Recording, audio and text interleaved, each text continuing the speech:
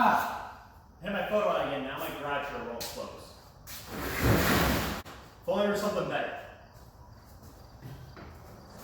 How about that bracket instead?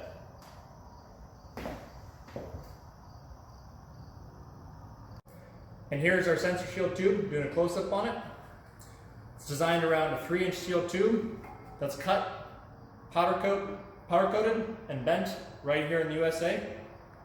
It has a heavy-duty bolt pattern in the back that allows you to lag bolt this directly to the wall, to the concrete, or whatever surface you want to.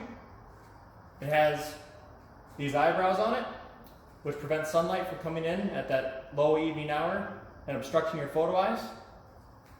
And to make it universal, we have this foam mount that inserts into the tube. That's where the sensors get mounted. So now, let me show you how to install our new sensor shields. These are a 3-inch diameter steel tube with a heavy-duty bolt pattern in the back that allows you to anchor this bolt pattern straight to the wood stud behind the door.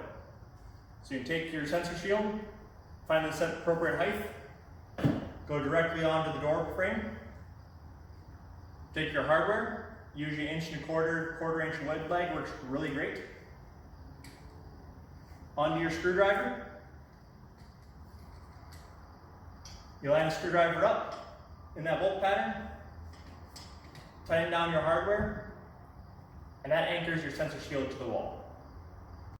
Now we get to mount our photo eye sensors. These photo eyes generally are different sizes and shapes depending on what manufacturer made your garage door. Luckily, this kit has a solution. It uses this foam core, very similar to the pool noodle, which you're all used to having, that you can trim to size. It's standard cut for most sensors out there. Once trimmed, take your sensor, connect your electrical wiring like it previously was, take your foam,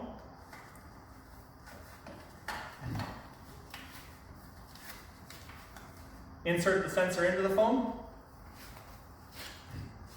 insert the foam into the sensor shield tube, take the foam, rotate it until your photo eyes are aligned, and you're finished with the installation, which leaves you the toughest bracket on the market.